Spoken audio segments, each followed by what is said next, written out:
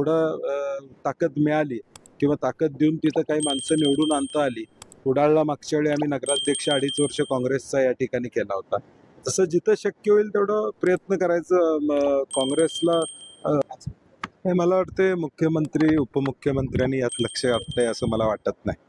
कारण की शेवटी स्थानिक या सहकारातल्या संस्थांमध्ये मुख्यमंत्री किंवा उपमुख्यमंत्री पदावर असणारी व्यक्तिमत्व यात लक्ष घालतील असं मला काय वाटत नाही. जिल्ह्याचं राजकारण आणि आमची भूमिका एकच आहे की क्रशिंग किती झाले ते जर सांगितलं तर कोल्हापुरातल्या सहकाराला त्यांचं मार्गदर्शन होईल. आता 1 वर्ष निवडणुका, मला काय वाटते की लोकशाहीमध्ये निवडणुकाच हा टेस्ट असतो. पुढच्या वर्षी या सगळ्या निवडणुका होणार आहेत. जिल्हा मध्यवर्ती बँकेची पण निवडणूक आहे, जिल्हा दूध संघाची पण निवडणूक आहे आणि आता या पुढच्या